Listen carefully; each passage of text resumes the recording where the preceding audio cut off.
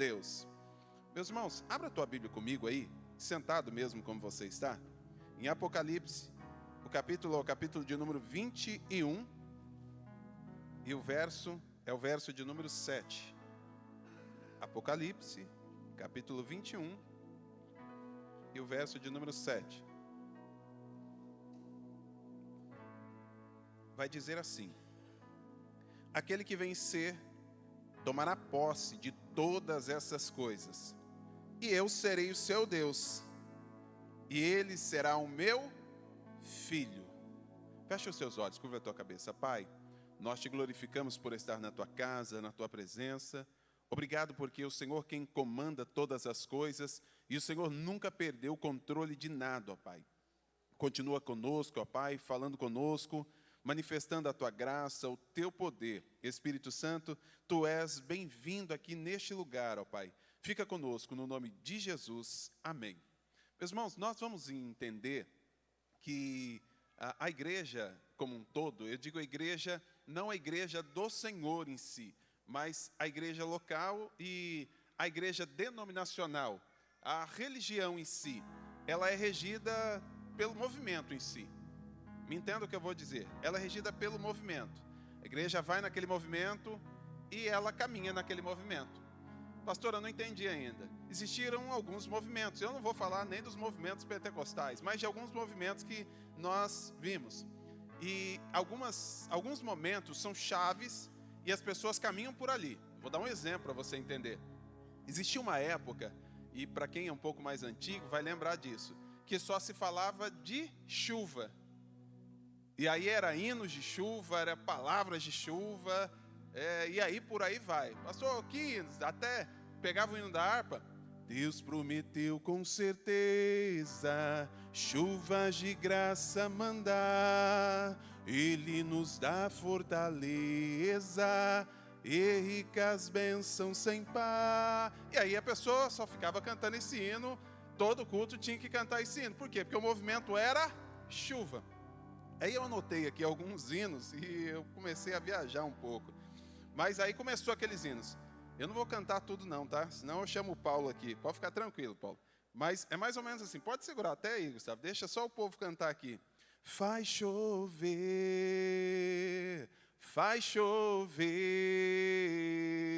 abra as comportas dos céus e chove, chove, chuva, chuva de poder, chove aqui na minha vida, chove. Vocês estão afiados aí, né?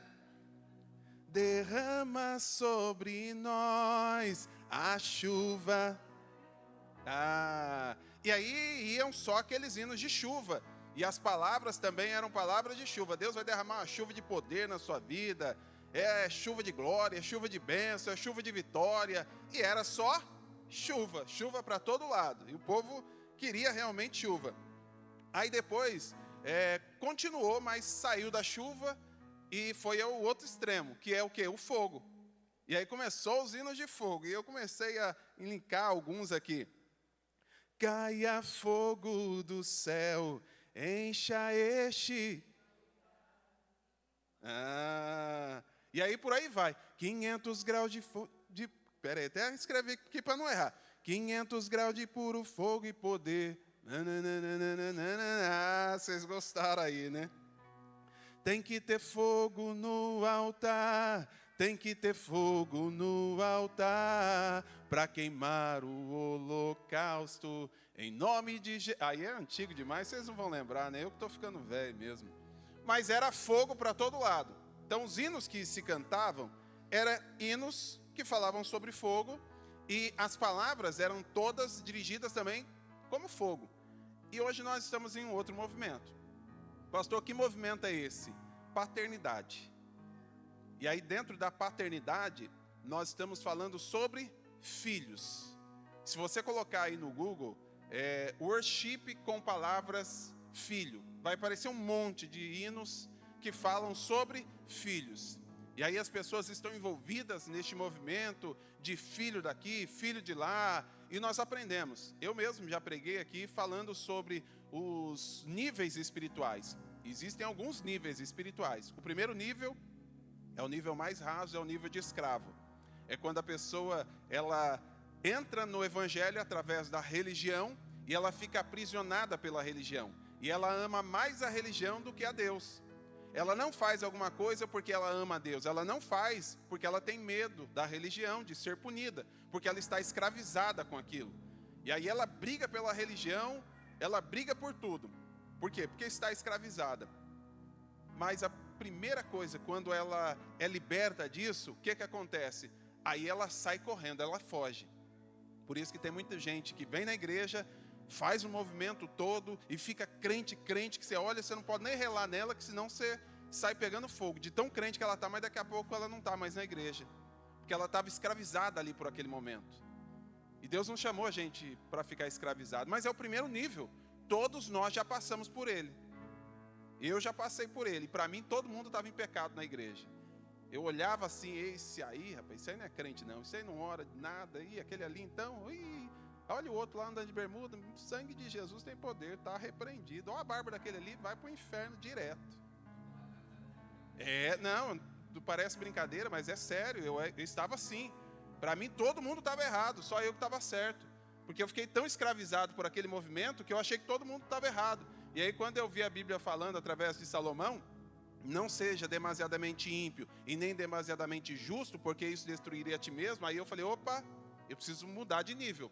E aí eu fui para qual nível? Nível de servo. E aí quando eu fui para nível de servo, eu queria fazer tudo na igreja, eu não deixava ninguém fazer nada. Eu queria cantar, e se deixasse eu cantava nas crianças, eu cantava nos adolescentes, eu cantava na mocidade, eu ia até nas irmãs lá ajudar para cantar também. Eu queria ajudar o diácono, eu queria subir no altar para pregar, se deixasse eu fazia tudo na igreja. Era varrer, eu queria fazer tudo, eu era servo, eu queria servir. Eu entendi que eu precisava servir todo mundo, e eu queria fazer tudo na igreja.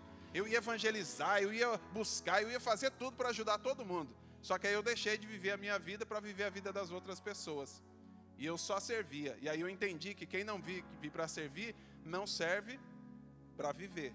E aí o que aconteceu? Eu parei de viver a minha vida para viver a vida dos outros.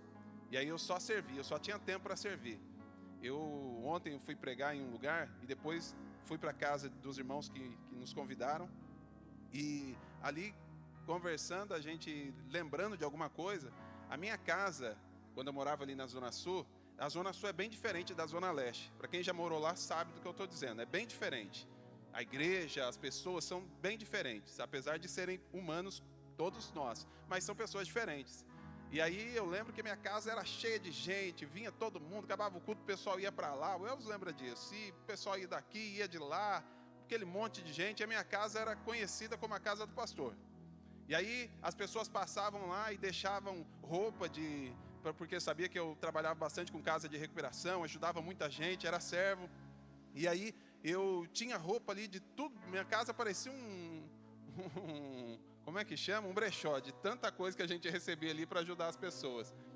E ali eu ajudava muita gente. E eu me lembro que uma vez tinha uma pessoa que era morador de rua, que eu ajudei ele por algumas vezes, levando para casa de recuperação. Mas eu lembro que a minha esposa também, ela dava ali sabonete para ele, ou comida, alguma coisa, quando ele passava ali, para ele poder tomar banho em algum lugar, para ele poder se cuidar. E ele sempre passava ali, ele sabia que ali era a casa do pastor Juliano. Mas eu me lembro uma história engraçada. Hoje parece engraçado, mas um dia não foi, não. Alguém bate palma lá na minha casa, eu falo, opa, tudo bom? Boa tarde. Aqui que mora o pastor Juliano? Eu falei, isso, sou eu. Pois não? O senhor que ajuda todo mundo? Eu estou precisando de ajuda. Aí eu falei, pode falar, o que aconteceu? Que eu acabei de sair da cadeia e me mandaram aqui. Eu falei, pronto. O negócio tá, como é que os outros vão avisando aí que... E assim ia. Por quê? Porque eu queria servir. Mas aí eu entendi que existia um nível maior e melhor do que servo. Por quê? Porque quem serve, só serve porque ele recebe salário no final do mês. O dia que o salário não está na conta, ele começa a reclamar. O dia que acontece alguma coisa, ele começa a murmurar, porque ele é servo. Ele está servindo porque no final ele recebe salário. Alguém bate nas costas e diz, olha, parabéns porque você está fazendo isso, hein? O dia que ninguém aplaude ele, o dia que ninguém fala nada com ele, o dia que ninguém agradece aquilo que ele fez, ele deixa de servir. Aí eu entendi que existia um nível melhor, que era o nível de amigo. E aí Jesus fala o quê? Eu não vos chamo mais de servo, mas de amigo. O amigo é diferenciado. O amigo, você anda com o amigo entra na casa, ele senta na mesa, ele come do banquete. O escravo só fica do lado de fora. O servo até entra na casa, mas ele só entra para servir quem está na mesa. Ele não aproveita nada da mesa. O amigo não, o amigo senta na mesa, ele come, ele conversa com o amigo, ele tem intimidade com o amigo. Ah, meu irmão, coisa boa esse amigo. E aí tem aquele grau de intimidade ali com o Senhor da casa. Só que amigo deixa de ser amigo quando aparece coisa melhor. Apareceu 30 moedas de prata para o amigo de Jesus.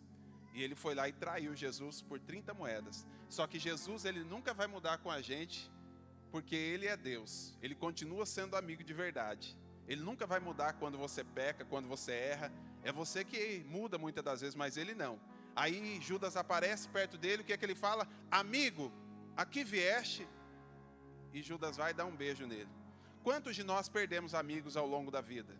Amigos que foram para outro lugar, que foram para outro estado, amigos que simplesmente a vida fez com que cada um fosse para um lado, ou aconteceu algum incidente e o amigo deixou de ser amigo. Por quê? Amigo deixa de ser amigo quando aparece coisa melhor. Se aparecer uma casa melhor para o amigo mudar de estado, ele vai e te deixa.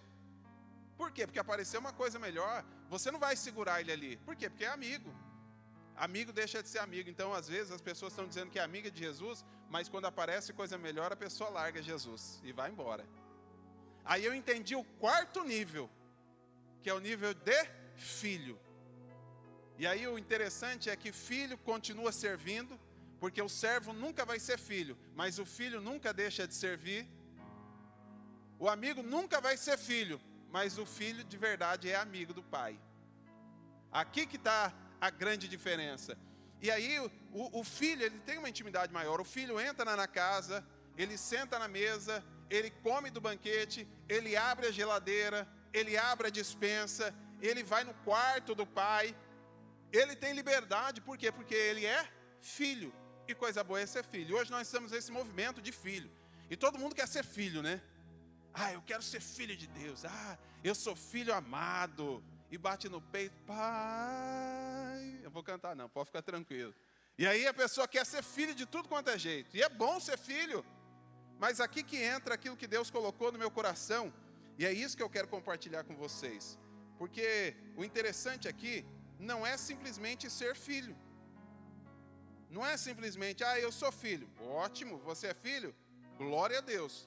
Mas a pergunta é, e é o tema daquilo que nós vamos falar, que filho você é? Porque existem vários tipos de filho. E aí tem muita gente nas igrejas cantando, dizendo que é filho, que Deus é pai, que Deus é maravilhoso. E as pessoas estão tão assim nesse movimento de paternidade. Mas que filho você é? E eu comecei a procurar na Bíblia, pastor. Quais são os tipos de filhos que existem na Bíblia? E aí Deus foi me falando e eu fui escrevendo aqui. O primeiro filho está lá em Lucas. Se puder colocar no telão, Lucas capítulo 15, dos versos 11 a 24.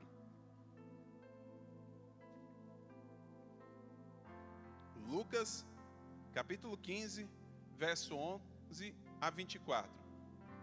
Jesus continuou, um homem tinha 2 filhos. O filho mais jovem disse ao pai, quero a minha parte da herança. E o pai dividiu seus bens entre os filhos. Alguns dias depois, o filho mais jovem arrumou as suas coisas e se mudou para uma terra distante, onde desperdiçou tudo que tinha por viver de forma desregrada. Quando seu dinheiro acabou, uma grande fome se espalhou pela terra e ele começou a passar necessidade. Convenceu um fazendeiro da região a empregá-lo. E esse homem mandou-o a seus campos para cuidar dos seus porcos. Embora quisesse saciar a fome com as vagens ali dadas aos porcos ou as bolotas, ninguém lhe dava coisa alguma. Quando finalmente caiu em si, disse, até os empregados de meu pai têm comida de sobra e eu estou aqui morrendo de fome. Até aí. Até esse verso. Você conhece a história. É a história do filho pródigo. E aqui eu encontro o primeiro filho. Qual é o filho? O filho rebelde. que quer andar pelos seus próprios caminhos. E na maioria das vezes, nós não compreendemos os planos de Deus da nossa vida. Sim ou não? Na maioria das vezes, ou por que não dizer em todas as vezes, a gente não entende. Por que que Deus faz isso? Por que que Deus faz aquilo? E a gente fica, e agora, Senhor? E a gente não entende nada.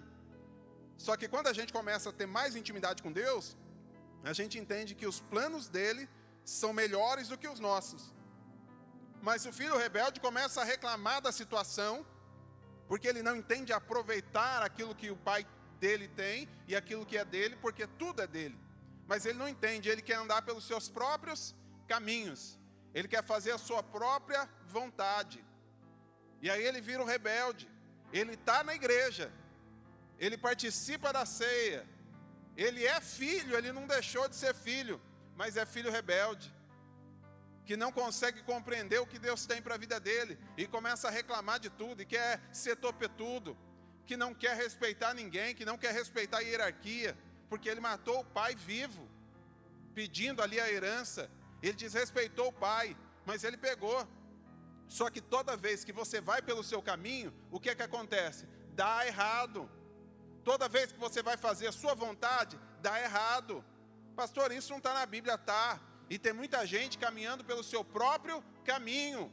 Se você for lá em 1 Reis, no capítulo 19, no 18, Elias, ele faz proeza, ele faz o fogo cair do céu, ali, depois ele mata os profetas de Baal, e aí ele fica ali cheio da glória de Deus, porque imagina que coisa maravilhosa.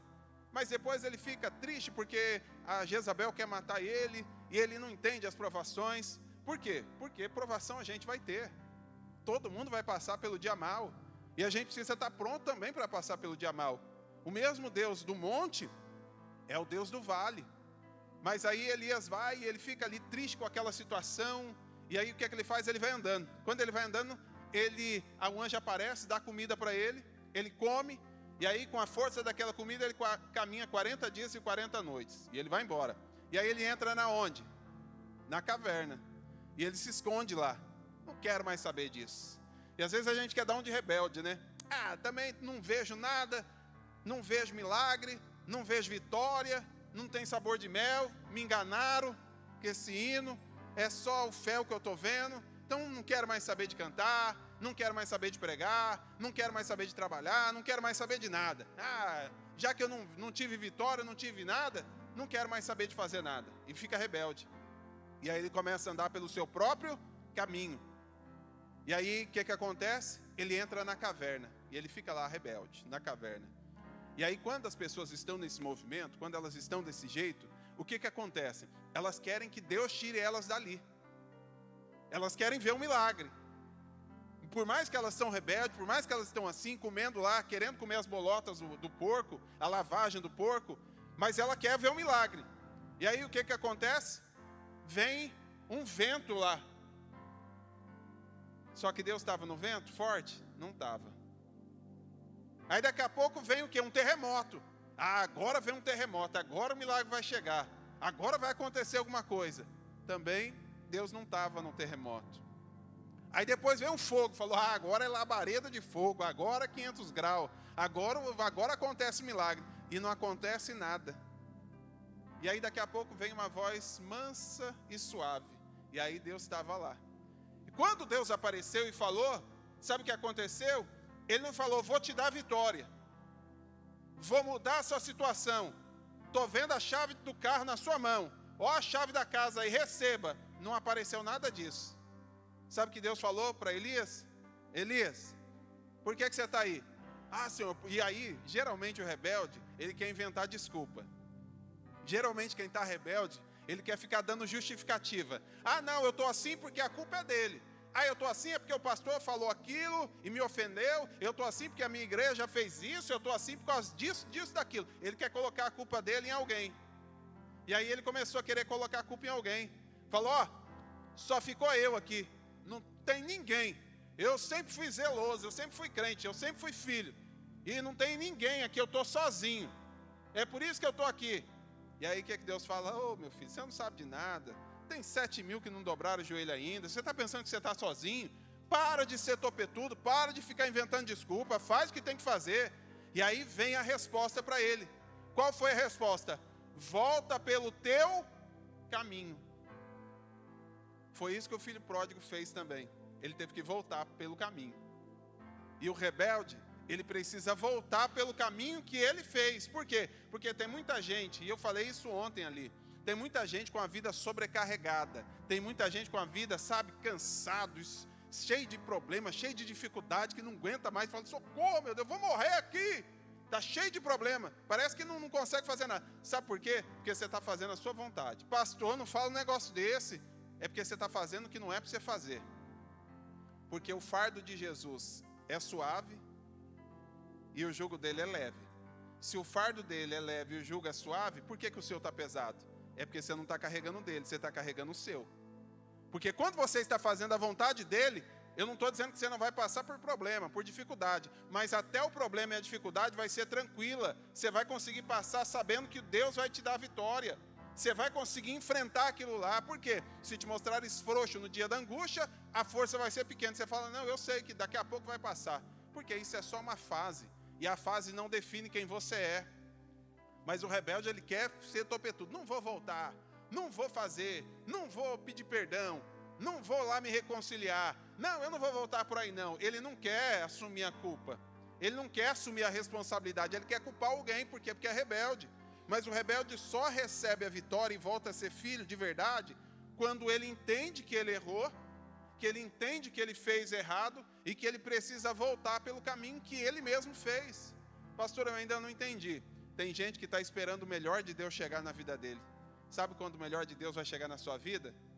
Nunca. Pastor, que negócio é esse? Como assim? O melhor de Deus não vai vir. E você está esperando o melhor de Deus vir. Você está parecendo um judeu. Você está esperando o melhor vir. O melhor já veio. Morreu na cruz do Calvário. Disse, Pai, está consumado. Ele já te deu tudo que ele precisava te dar. E as pessoas ficam esperando agora. Aconteceu o milagre. Você precisa entender que o milagre é você. Quem é a bênção? Você é a bênção. Você precisa entender que não é o lugar que vai te fazer, é você que vai fazer o lugar. Por isso que aonde você chegar, você precisa profetizar, levantar um altar naquele lugar. Por quê? Porque Deus é com você. Mas o rebelde, ele sempre quer colocar a justificativa em alguém, ele quer colocar o erro dele em alguém. Mas ele precisa entender que precisa voltar para o caminho.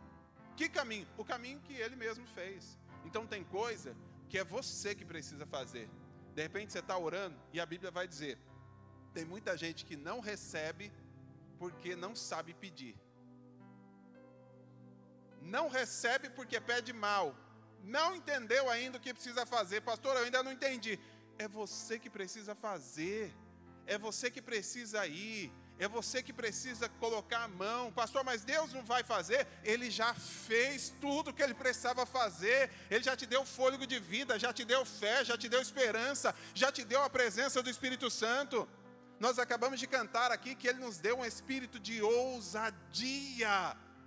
Você tem esse espírito de ousadia. E você precisa agora fazer o quê? Fazer. E parar de ir por esse caminho do rebelde. Por quê? O rebelde, se ele vai por esse caminho e ele não volta, é um caminho que vai levar ele para outro lugar e não para o céu. E eu preciso entender que eu não posso ser filho rebelde. Eu preciso ser filho, mas eu não posso ser filho rebelde. Pastor, tem mais filhos aí? Tem muito aqui ainda. Se der tempo eu vou falar de todos esses filhos. Mas o primeiro que eu quero que você entenda é o filho rebelde. Segundo filho, Lucas ainda, capítulo 15, dos versos agora 25 até o 32. Capítulo 15 ainda, verso 25 ao 32. Enquanto isso, o filho mais velho trabalhava no campo. Na volta para casa ouviu uma música e dança. E perguntou a um dos seus servos, o que está acontecendo? O servo respondeu, seu irmão voltou, e o seu pai matou um novilho gordo, pois ele voltou são e salvo. O irmão mais velho se irou e não quis nem entrar. O pai saiu e insistiu com o filho. Mas ele respondeu, todos esses anos tenho trabalhado como escravo para o Senhor. Olha só, como escravo. Era filho, mas estava trabalhando como escravo. E às vezes a gente não entende a Bíblia. Para o Senhor, e nunca recusei a obedecer às suas ordens, e o Senhor nunca me deu nem mesmo um cabrito para eu festejar com os meus amigos. Mas quando esse seu filho volta, depois de desperdiçar o seu dinheiro com prostitutas, o Senhor comemora, matando um novilho? O pai lhe respondeu: meu filho, você está sempre comigo, você está na igreja na quinta, no domingo. Filho, não faz um negócio desse não, tudo que eu tenho é seu. Mas tínhamos de comemorar este dia feliz, pois seu irmão estava morto e voltou à vida, estava perdido e foi achado. Pastor, qual que é o segundo filho? É o filho ingrato. É o filho que tem tudo na casa do pai, mas não aproveita. Ele tem um melhor louvor aqui para a gente louvar, mas ele não aproveita. Ele tem o melhor momento de adoração, mas ele não aproveita. Ele pode pregar, mas ele não aproveita. Ele pode orar, mas ele não aproveita. Ele pode sentar na mesa e saciar a fome, mas ele não aproveita.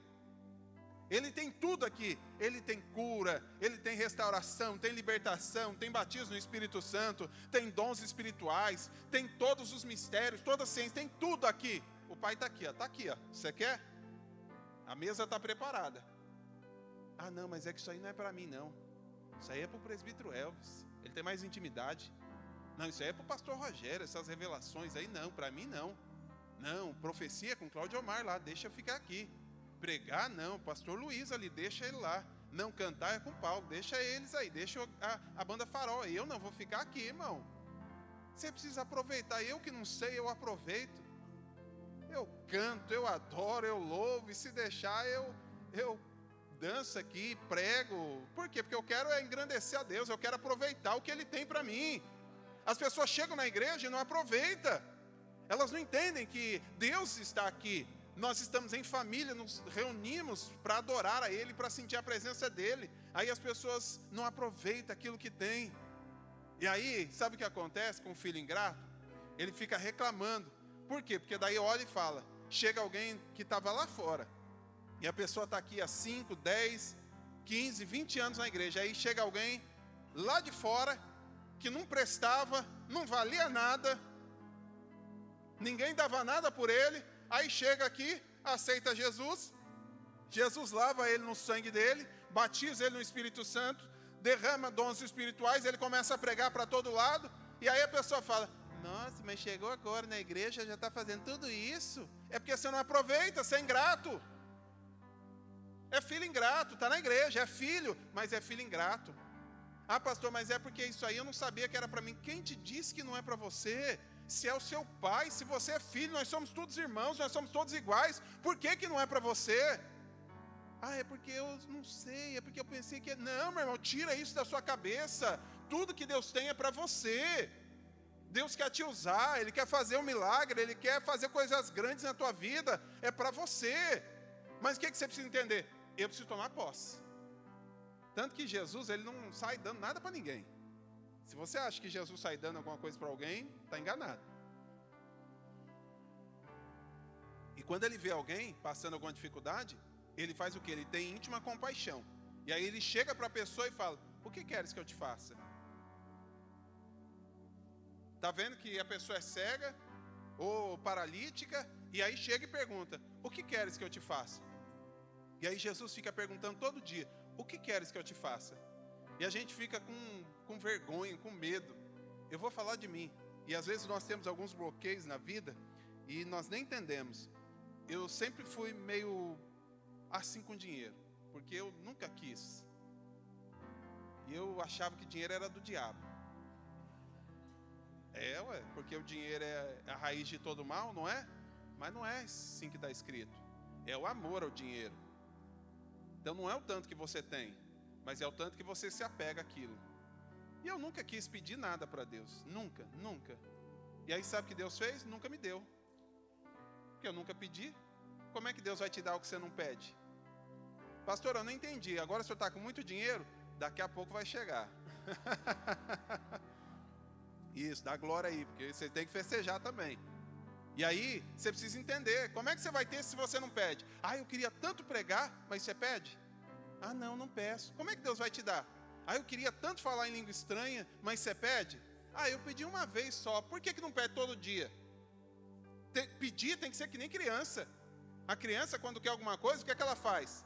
Ela chega no pai: mãe, eu quero, pai, eu quero. Por isso que Jeremias vai dizer no capítulo 33, verso 3: faz que nem criança, clama a mim e responder-te-ei, e anunciar-te-ei coisas grandes e firmes que tu não sabes.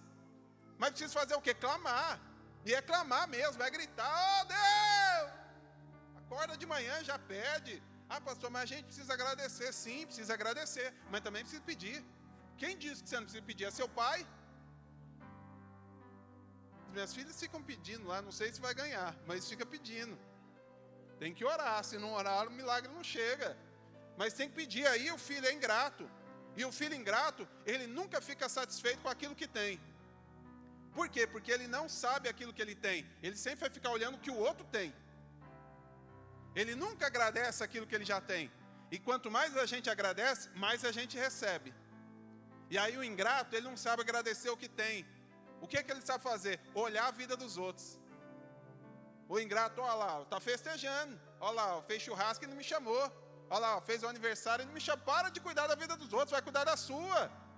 Olha lá, está fazendo aquilo lá. Olha lá, comprou um carro lá, comprou uma casa. Olha lá, o outro fez isso aqui. Meu irmão, para de gastar energia com a vida dos outros. Você precisa gastar energia com a sua vida. O irmão lá ficou gastando energia com o quê? Com a vida do outro. O pai é que sabe da história. O pai é que sabe o que ele faz. Você precisa entender que é ele que manda, é ele que comanda. Você não pode ser ingrato de ficar preocupado com a vida das outras pessoas. Primeiro você precisa cuidar da sua vida e agradecer mais com aquilo que você tem. E aí quando você começa a agradecer, você começa a se encher. Por quê? Porque a gratidão traz a presença de Deus.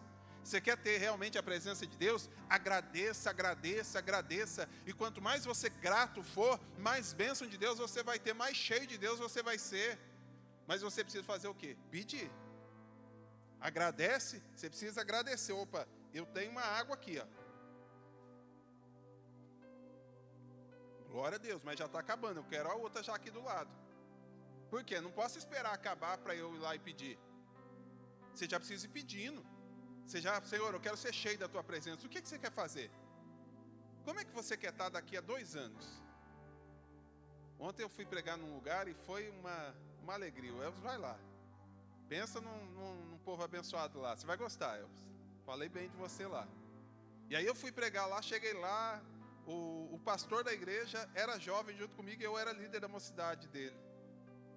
E aí um monte de gente lá que foi jovem junto comigo, hoje está todos velhinhos, tudo com filho, tudo casado. E aí eu comecei a ver como que Deus faz. Por quê? Porque tudo pedia. Senhor, me usa, faz algo novo. E aí é pastor, o outro evangelista, presbítero, pessoas que estão sendo usadas por Deus. Mas eu não estou dizendo que você precisa ter um cargo para você ser alguma coisa. Porque tem gente que precisa ter para ser. Quando eu aposentar, eu vou trabalhar para Jesus. Aí dá um ataque fulminante em você, você nem aposenta e nem faz nada para Jesus. Pastor, como assim? Domingo agora, eu aqui no culto, o telefone toca, alguém da minha família que morreu. Fui lá fazer o velório. Morreu, teve um ataque fulminante ali na hora.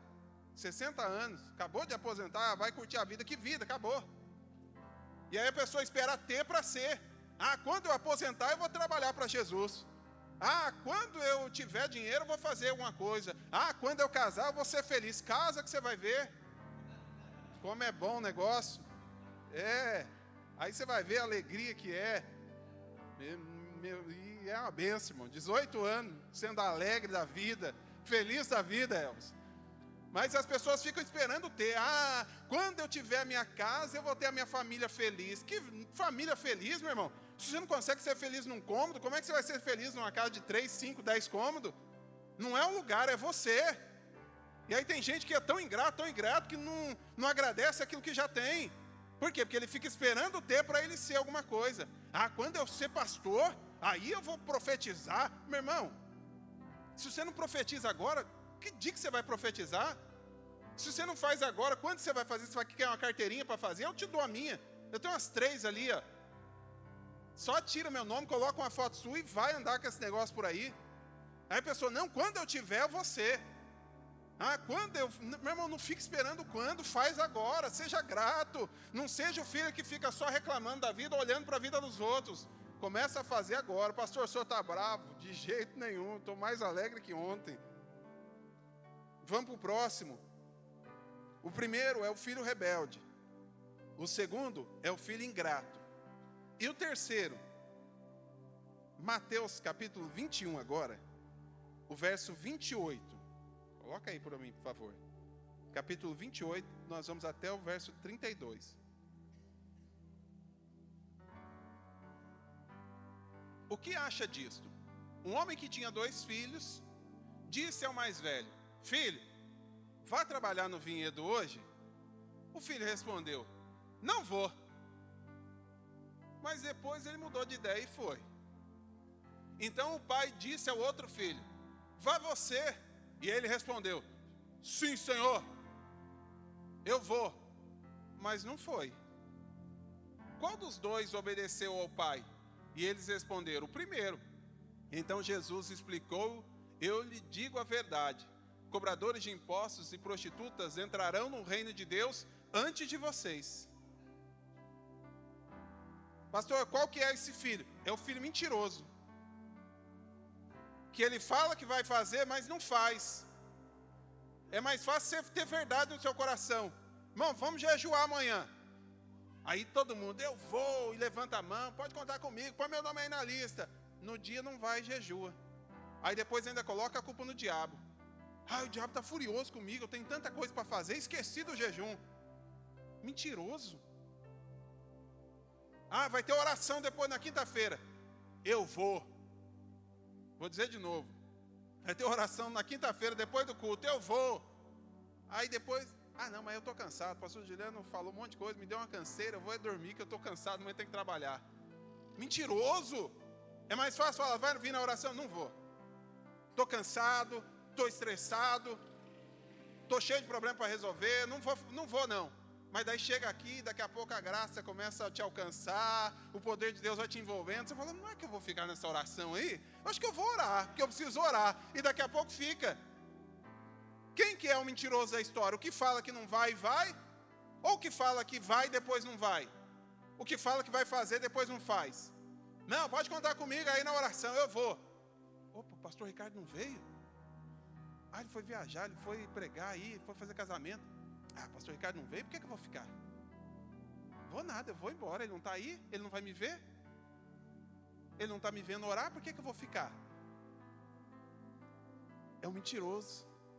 É filho, mas é filho mentiroso. Fala que vai fazer, mas não faz. Fala que vai... E eu vou te contar uma verdade. Dia 31 de dezembro é o dia, né? O dia bonito é dia 31 de dezembro.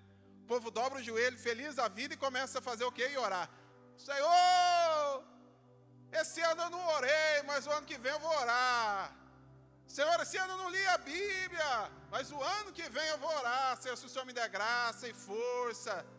Senhor, esse ano eu não fiz nada, mas o ano que vem eu vou fazer. E aí chega o ano que vem. Faz? Faz não. É o quê? É filho. Estava na igreja, estava louvando, mas é mentiroso. E eu preciso entender que a mentira não pode fazer parte de mim. A Bíblia vai elencar uma lista de pessoas, como elas mentem, quando mentem e que jeito que mente, o que vai acontecer com elas. Apocalipse 21, nós vamos entender que os mentirosos não vão herdar o reino dos céus. E aonde eles vão? Para o lago que arde como fogo e enxofre. E aí nós vamos entender, Apocalipse 22, 15, que ficarão de fora os mentirosos, todo aquele que pratica mentira e que ama mentira. Vai morar também na onde? No inferno. Ainda não entendeu o que é ser filho.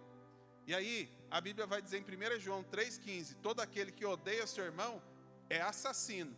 E aí começa a listar e dizendo, olha, como é que você pode dizer que você ama a Deus, a qual você não vê, e odeia o seu irmão, a qual você está vendo? O que você é? Mentiroso. E aí você precisa entender que a mentira não pode fazer parte de quem? Dos filhos de Deus. Por quê? Os filhos de Deus não mentem. Quem é o pai da mentira? É filho. Mas será que é filho de Deus? E aí eu preciso entender realmente. Eu falei domingo agora passado, na escola bíblica dominical. Os hinos que nós adoramos a Deus, a gente precisa entender o que a gente está cantando também. Porque tem muita gente que está mentindo. E aí a Bíblia vai dizer que os verdadeiros adoradores adorarão o Pai em espírito e em... E aí a gente começa a cantar, mas não vive aquilo que a gente está cantando. E aí eu fiz até a ilustração de uma canção. Como um farol que brilha à noite, como ponte sobre as águas, como abrigo no deserto, como flecha que acerta o alvo. Eu quero ser usado da maneira que te agrada, em qualquer hora e em qualquer lugar. Eis aqui a minha vida, usa-me. Vamos entender o que a gente está cantando. Quando a gente fala de ponte, a gente fala para ser pisado. A ponte serve para isso. Só que não é só ser pisado. Além de você ser pisado, você precisa levar a pessoa no destino dela. Qual é o destino dela? O céu. Você vai levar a pessoa para o céu e a pessoa vai pisar em você. Porque para ela chegar lá e ser transformada, ela vai ter que passar por uma transformação. E às vezes a transformação dela é pisar em você. E você tem que estar disposto a ser pisado pelas pessoas. Como abrigo no deserto. Você precisa ser abrigo no deserto. Pastor, o que é abrigo no deserto? Você já está no deserto. Deserto é prova. Deserto é dificuldade. Você já está na prova, já está na dificuldade, mas no deserto, na provação, no dia mau, você tem que ter uma palavra de ânimo para entregar para alguém. Você está ferido, machucado, mas você pega o remédio e fala, toma aqui o remédio, se cura aqui com isso. Aí você cantou que você quer ser o abrigo no deserto. Você quer ser flecha que acerta o alvo. A flecha é usada uma vez só. Ninguém pega a flecha e sai usando a flecha um monte de vez. É uma vez só. Está disposto? É usado, vai embora e usado uma vez só e ninguém vai te agradecer. E aí depois você fala, poxa, me usaram aqui, hein? Mas você precisa entender sobre mentira. E aí começa a falar sobre o farol que brilha à noite. Primeiro que farol só brilha à noite. De dia não tem como farol brilhar. O farol fica sozinho. E aonde que ele fica? Lá na beira da rocha ali, no mar. E ele fica sozinho, e o que ele faz? Ele brilha. Então no meio do escuro, você sozinho, você tem que brilhar. Pastor, como assim eu tenho que brilhar sozinho? Às vezes você vai estar no meio do seu trabalho, da escola, na rua, ninguém serve a Deus, mas lá você precisa brilhar. Você vai estar sozinho, as pessoas vão apontar o dedo na sua cara, vão dizer um monte de coisa para você, mas ali você precisa brilhar. E se você não brilhar, você está mentindo. Pastor, então quer dizer que eu não posso cantar esse tipo de hino? Não. Porque se você não cantar, você vai ser medroso e covarde. E os medrosos e covardes, eles vão embora e também não vão ser filhos, não vão entrar no céu. Então você precisa ter coragem. Como é que você tem coragem? Pedindo o Espírito Santo para te ajudar. Para que Ele te fortaleça. Por quê? Porque tudo que nós temos não é nosso, é dEle. Toda a força, todo o poder, todo o ânimo que você tem, todo o dom, todo o talento que você tem, não é seu, é de Deus. Você acha que tem alguém melhor do que você? Você acha que tem alguém melhor do que você? Sim ou não? Ah, tem. Mas por quê? Ah, porque disso, por causa daquilo. Você acha que Deus nos olha como alguém melhor e alguém menor? Somos todos iguais. O problema é a nossa visão, como é que nós vemos, como é que nós nos enxergamos. Quando você olha no espelho, quem é que você vê? Alguém que é a imagem de Deus, a semelhança dele, que tem todo o poder? E aí você precisa entender isso, por quê? Porque Deus é que te capacita, é Deus que te enche, o mesmo Deus que capacita um, é o mesmo Deus que capacita você. Ele não vai dar mais para um e mais para outro. É lógico que cada um vai buscar aquilo que quer. E aí tem gente que não busca, só que se você não buscar, você sobe lá para o outro, que é o ingrato. E você precisa entender agora do mentiroso. E o mentiroso é aquele que fica mentindo, só que daí ele não tem força para sair disso. E precisa entender que o filho mentiroso não vai morar no céu. Vamos para mais um. Hebreus agora, capítulo 12, versos 5 a 8. Hebreus, capítulo 12, dos versos 5 a 8. Acaso vocês se esqueceram das palavras de ânimo que Deus lhes dirigiu como filhos dele? Ele disse: meu filho, não despreze a disciplina do Senhor. Não desanime quando Ele o corrigir. Pois o Senhor disciplina quem Ele ama e castiga todo aquele que aceita como filho. Enquanto suportam essa disciplina de Deus, lembre-se de que Ele os trata como filhos. Quem já ouviu falar de um filho que nunca foi disciplinado pelo pai? Se Deus não os disciplina, como faz com todos os seus filhos, significa que vocês não são filhos de verdade, mas ilegítimos ou filhos bastardos. Pastor, qual é aqui o quarto filho? É o filho mimado. E hoje a geração são, infelizmente, a geração que eu digo do mundo, não daqueles que servem a Deus, mas de filhos mimados. A gente vê hoje, infelizmente, os pais e as mães não tendo pulso com os filhos, não ensinando o caminho da verdade, não mostrando aquilo que precisa fazer e como fazer. E aí os filhos vão crescendo mimados, e aí automaticamente as pessoas vêm para a igreja e acham que pode fazer tudo também. E aí o que é que elas viram? Filhos mimados. E aí não pode ouvir uma palavra. O que ela quer ouvir é só aquilo que lhe apraz, só aquilo que massageia o ego dela. O dia que alguém olhar para você e falar que você não está legal, aquilo que você fez não foi legal, e aí, o que você vai fazer? Você está pronto para ouvir isso? Você está pronto para ouvir umas verdades? Por quê? Porque você não é todo perfeito, você não é todo poderoso, você erra, você falha. E aí quando falhar, quando errar, precisa aceitar a correção, e você precisa entender disso, de correção. E se alguém olhar para você, Paulo, e falar: rapaz, sua voz é desafinada, hein? Você canta ruim, hein? E aí? Vou falar: Gustavo, você não está tocando nada. E aí? Ih, pastor Rogério, o senhor está aí perdendo seu tempo. Ou alguém olha para você e fala alguma coisa de você que você não queria ouvir. Você está preparado para ouvir? Ou se você errar o caminho por algum momento e alguém vem e te corrige, o que você vai fazer?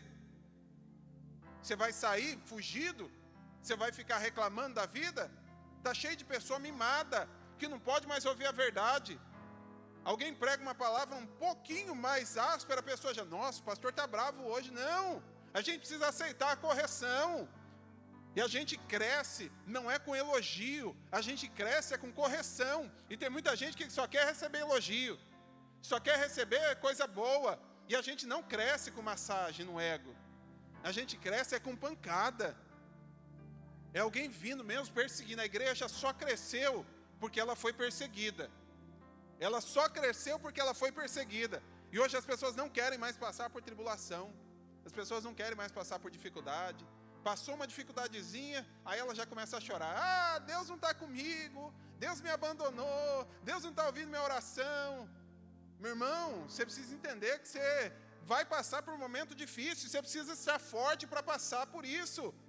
E se Deus vier te corrigir, tanto que Jesus ele está ali no barco, aí daqui a pouco ele está deitado, dormindo, tal, descansando, o povo fica assustado: e agora? A gente vai morrer, a gente vai perecer. Eles vão lá, acordam Jesus: Senhor, não importa que nós pereçamos, faz alguma coisa aí, Senhor, nos ajuda. Aí Jesus levanta, fala para o mar acalmar, fala para o vento se aquietar, acalma tudo e há uma bonança. Jesus olha para eles e fala: o quê?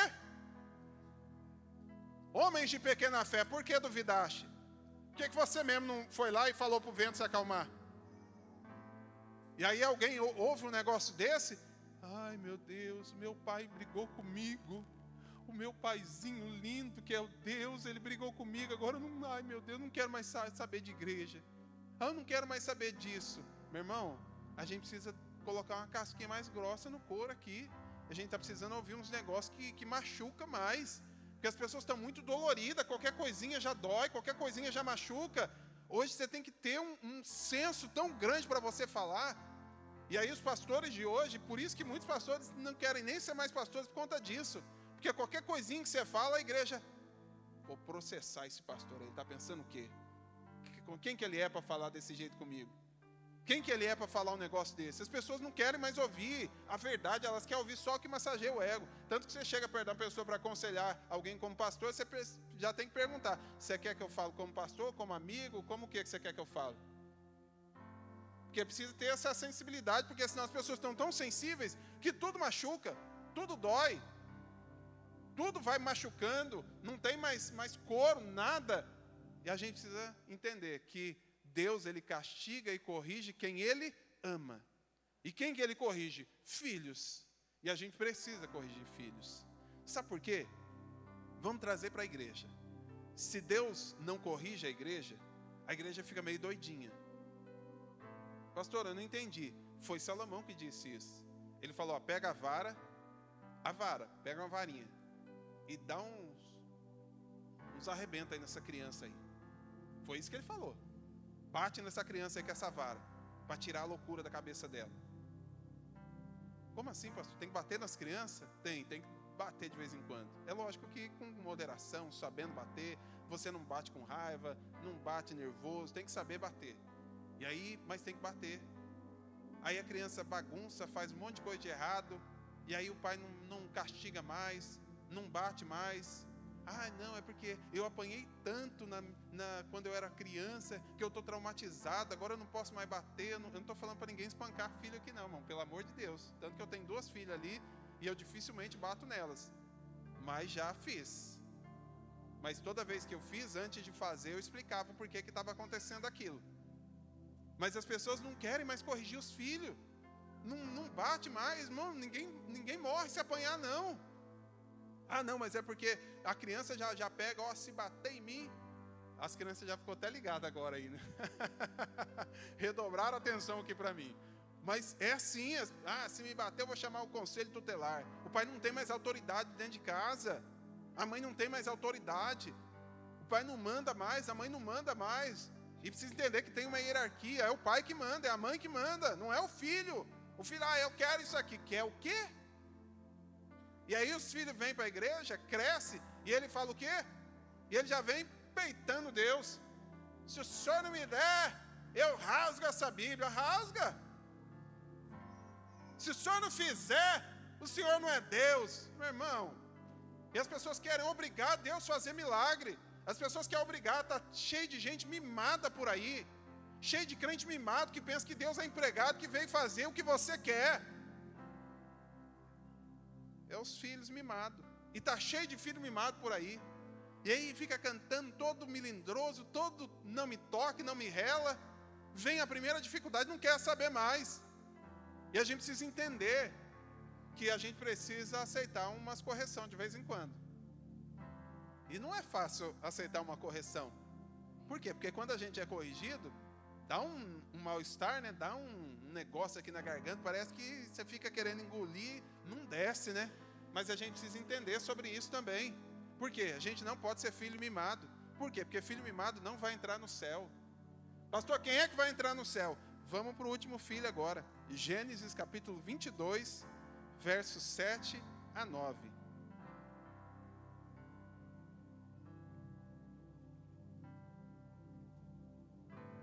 De vez em quando é bom ouvir uns negócios que a gente não queria ouvir.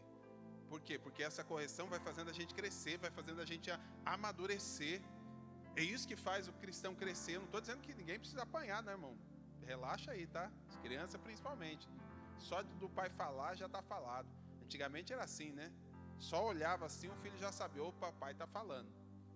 Não precisa fazer nada. Porque é autoridade. E o filho precisa entender a autoridade do pai. Quem tem a autoridade de Deus é o nosso pai. E a gente não pode ser filho mimado, de não querer aceitar a correção. 22, do 7 ao 9. Isaque se virou para Abraão e disse: Pai, sim, meu filho, respondeu Abraão, temos fogo e lenha. Disse Isaque: Mas onde está o cordeiro para o holocausto? Deus providenciará o cordeiro para o holocausto, meu filho, respondeu Abraão. E continuaram a caminhar juntos. 9. Quando chegaram ao lugar que Deus havia indicado, Abraão construiu um altar e arrumou a lenha sobre ele, e em seguida amarrou seu filho Isaque e o colocou no altar sobre a lenha. Pastor, eu não entendi, eu queria que você entendesse essa cena. Imagina Abraão subindo com Isaac, e eles já haviam feito isso, porque Abraão sempre fazia holocausto, ele sempre oferecia holocausto. E aí Abraão sobe, Isaac já sabia o que ia acontecer, senão ele não tinha perguntado. Senhor, pai, o fogo está aqui, o cutelo está aqui, as cordas estão aqui, está tudo aqui, mas cadê o cordeiro que eu não estou vendo? Você vai ver já, aguenta aí que você vai ver, pode ficar tranquilo. Aí daqui a pouco levou eles subiram lá. E aí o que aconteceu? Você acabou de acompanhar o texto. Abraão construiu um altar, arrumou a lenha sobre o altar, e em seguida pegou Isaac e fez o que com ele? Amarrou ele, e colocou ele na onde? Em cima do altar. Isaac estava pensando o quê? Agora, o que passa na cabeça de um menino desse? Alguns dizem que Isaac já era jovem, devia ter aproximadamente 17 anos. Ele está amarrado no altar, o pai pega o cutelo, o fogo já está ali pronto, e ele vai matar o filho dele. E o que Isaac faz? Nada. Obediente. É o último filho que eu quero falar. Filhos obedientes. Por quê? O pai sempre sabe o que ele faz. Pastor, mas está doendo. O pai sabe o que ele faz. Seja obediente. Pastor, mas eu não estou vendo milagre. O pai sabe o que faz. Fica obediente. Pastor, mas está tudo perdido.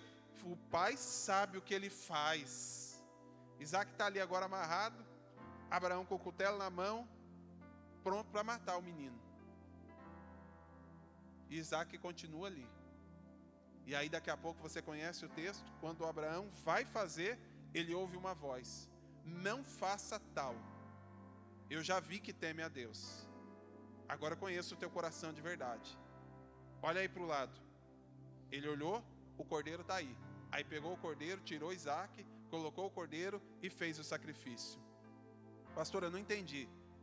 Você precisa obedecer mais, porque tem muita gente que está sacrificando demais, mas está obedecendo de menos. Tem gente que está orando demais, está consagrando demais, está fazendo demais na obra dele, mas está obedecendo pouco. Por isso que Jesus vai dizer na Bíblia Sagrada, melhor é o quê? Obedecer do que sacrificar. E aí Isaac obedeceu a voz do pai.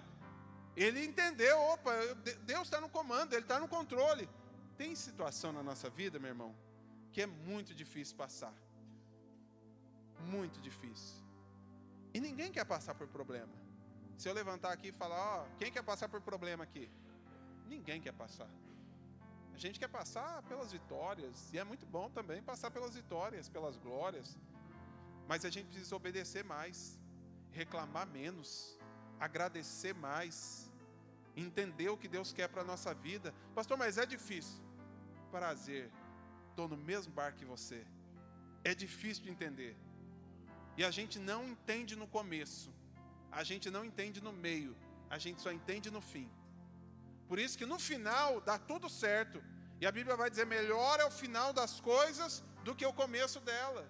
E aí as pessoas querem ficar tão ansiosas e preocupadas, e aí começa a cobrar Deus. E aí por isso ficam ingratas, ficam mentirosas, ficam mimadas. Por quê? Porque não sabe esperar o processo de Deus. Existe um processo na vida. E se você não souber respeitar estes processos e entender que você foi chamado para ser filho, mas filho obediente. Jesus foi um filho obediente. E o que Abraão fez, ou o que ia fazer, Deus não ia deixar ele fazer. Por quê? Porque ele sabia que ele era homem. E Deus não ia deixar Abraão fazer aquilo, tanto que não deixou. Mas Deus olhou e falou, Abraão, você não foi até o final, mas eu vou enviar o meu filho, e ele vai pagar o preço que ninguém mais vai precisar pagar. Ninguém mais vai precisar ser amarrado, ninguém mais vai precisar fazer nada disso. Meu filho vai morrer por todo mundo. Por isso que a Bíblia vai dizer, e Deus amou o mundo de tal maneira, que enviou o seu Filho unigênito, para que todo aquele que nele crê, não pereça, mas tenha a vida eterna. Eu preciso obedecer. Pastor, mas é difícil. É muito difícil. Pastor, como é que eu consigo fazer isso então? Obedecendo. Quando a gente vai para a escola, a gente começa a aprender a B, C, D e por aí vai. Quando a gente vem para a igreja, a gente também aprende, mas de forma diferente. O que é que a gente aprende? O O, B, D, C. E a gente começa a aprender a obedecer ao Senhor e ser sensível à voz dele. Eu já ouvi a voz de Deus algumas vezes. Aí a grande pergunta que eu tenho certeza que todo mundo quer fazer para mim: pastor, como é que é? Como é que o senhor ouve a voz de Deus? Juliano, será que é assim? Como é que você ouve a voz de Deus? Eu já ouvi algumas vezes chamando o meu nome, principalmente quando eu estava dormindo. Juliano, saía correndo para ver quem que era, não tinha ninguém. Aí, opa, lembrei de Samuel. Aí eu sabia o que eu tinha que fazer. Está na hora de amassar o barro. E aí eu entendia. Mas geralmente não é assim que acontece. E a gente acaba ficando muito místico, né? A gente quer ouvir o sobrenatural, a gente quer ouvir uma voz. Marcele, faz isso, isso e isso, hein? A gente quer ouvir um negócio desse jeito. Só que não é assim que acontece. Não onde que Deus fala? Aqui, ó. É no coração. E para ouvir a voz do coração, precisa abaixar o volume do mundo. Quando a gente abaixa o volume do mundo, quando a gente busca mais a presença de Deus, a gente começa a ficar mais sensível àquilo que Deus quer para a gente. E a gente começa a entender que tudo que a gente está passando é uma fase, é um processo. E a gente precisa obedecer. Quem vai morar no céu? Quem obedecer a palavra de Deus. O que é que a palavra de Deus manda a gente fazer? Amar e perdoar. Quantas vezes? Quantas vezes forem necessárias até o último dia da sua vida aqui na terra. Pastor, mas é difícil mesmo, irmão. O céu, ele é ganhado à força. Você precisa se esforçar para ganhar o céu. Você precisou se esforçar para você estar aqui hoje. Porque muita gente trabalhou o dia inteiro, está cansado, queria estar descansando, tinha um monte de coisa para resolver, mas você falou, não, eu vou dedicar um tempo da minha vida em obedecer a Deus e aprender um pouco mais a sua palavra. Então é esforço. Nós precisamos nos esforçar. Se você quiser realmente ganhar os céus, você precisa se esforçar mais. Pastor, mas eu já tenho me esforçado. Se esforça mais. Por quê? Porque Deus tem mais para te dar. Eu finalizo aqui te dizendo o seguinte: quantos aqui já viram milagres de Deus? Milagres mesmo. Olha aí. Um monte de gente já viu milagre. Agora a pergunta que eu te faço: você acha que o teu Deus, a qual você serve, ele se limita ou se limitou apenas nesse milagre que você já viu? Você acha que Deus pode fazer mais? Pode ou não? Por isso que a Bíblia vai dizer o quê? Nós precisamos andar em novidade de vida. É em novidade de vida que nós precisamos viver. E às vezes as pessoas não se movimentam. Eu estava falando com a minha esposa essa semana. Oportunidades não se tem. Se você está esperando a oportunidade chegar, você vai morrer sem ter oportunidade na vida. Se você ficar na sua casa sem fazer nada, sem se conectar com ninguém, você vai morrer sem oportunidades na vida. Porque oportunidades não se têm, oportunidades se criam. Você precisa estar em movimento para a oportunidade chegar. Deus só chamou quem já estava em movimento. Pedro estava em movimento, Tiago estava em movimento, Paulo estava em movimento, um movimento contrário, mas estava em movimento. Todo mundo estava em movimento. Eliseu estava em movimento. Todo mundo que Deus chamou estava em movimento. Então a gente precisa se movimentar na obra de Deus. Deus tem coisa nova para te dar todo dia. E todo dia Deus tem coisa nova para te dar. Eu não sei se você sabia, e eu vou dar um dado aqui. Quem prega, pastor Luiz, pastor Rogério, pastor Edson, enfim, todos os pregadores aqui, sabem disso que eu vou dizer. 1 hora de pregação, isso cientificamente falando, 1 hora de pregação equivale a 12 horas de trabalho braçal. Vou dizer de novo, 1 hora de pregação equivale a 12 horas de trabalho braçal. Você no braço ali trabalhando, pegando força, se esforçando aqui, se esforçando ali, equivale a 1 hora. A 1 hora, 12 horas de trabalho ali. Ó. Por isso que quando a pessoa prega, ela sai esgotada, ela sai cansada. Você vê a pessoa toda suada aqui, toda esgotada ali. Por quê? Porque demanda muito esforço físico para a pessoa poder falar. E aí, eu particularmente, eu não tenho força nenhuma. Eu sou magrinho, meu irmão. Já tive uma hérnia aqui, a outra querendo aparecer do outro lado. E Deus, Ele vai nos dando uma graça, mas uma graça para poder pregar, que às vezes eu falo, não sou eu que estou fazendo isso. Por quê? Porque não sou mesmo. E aí ontem eu tirei o dia para fazer um pouquinho mais na obra de Deus, e eu fui para a casa de recuperação lá no Pastor Jonas. Pensa num lugar bonito. O dia que você puder ir lá, vai lá. Vai lá que você vai ficar encantado. Vai lá. Passei o dia lá ontem, almocei com eles. Nossa, pensa numa coisa gostosa lá. E aí eu preguei de manhã. Depois eu acabei ficando lá, eu falei, pastor, eu vou ficar aí para conversar com os meninos, quem quiser conversar comigo, eu vou estar aqui para conversar. E aí fiquei no período da tarde, ele falou, você já está aqui à tarde, então prega à tarde também. E aí preguei à tarde também. Aí à noite eu tinha uma pregação lá na Zona Sul para pregar. 3 pregações num dia. E hoje aqui de novo. Pastor, como é que o senhor consegue? Um monte de coisa que fiz hoje. Como é que o senhor consegue? Eu não tenho força nenhuma. Mas eu obedeço a voz de Deus, porque eu sei que a fortaleza vem dEle, o poder vem dEle, a graça vem dEle, a unção vem dEle, o recurso vem dEle, tudo vem dEle. Não vem de nós, vem tudo dEle. Você acredita nisso? Eu quero te convidar a ficar de pé nesse momento. Tem mais uma canção aí para louvar a Deus? E eu quero orar por você nesse momento. Que você entenda o que Deus tem para a tua vida é muito maior do que você imagina. E você precisa entender que você é filho amado de Deus. Mas você precisa ser filho obediente, obedecer aquilo que Deus tem para a tua vida. Deixa eu te fazer uma pergunta. Não precisa me responder, mas eu queria que você pensasse agora. Você que está nos assistindo aí, você que está aqui. Você sabe o que Deus tem para você, o chamado que Deus tem para você?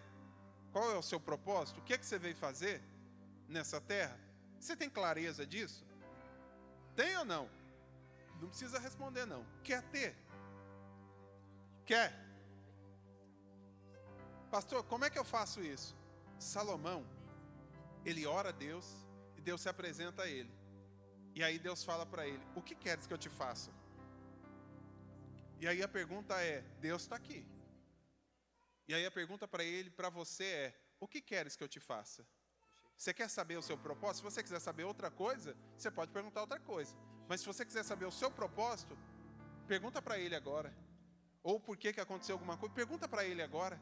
Ele é o Senhor das respostas. E a gente só tem resposta quando a gente faz pergunta. E eu vou te dizer uma frase que é muito forte. Ninguém sabe o que o calado quer. Se você não orar, Deus nunca vai saber o que você quer. Se você não falar, se você não pôs para fora, Deus nunca vai saber o que você quer, como que você quer e do jeito que você quer, porque você não fala. Está na hora de se expressar mais, está na hora de falar mais. Pastor, mas é difícil, peça para Ele. A Bíblia diz que o Espírito Santo, Ele intercede por você com gemidos inexprimíveis. Então chora na presença dEle, mas deixa Ele orar por você, deixa Ele interceder por você, porque Ele está aqui neste lugar. Fecha os seus olhos, coloca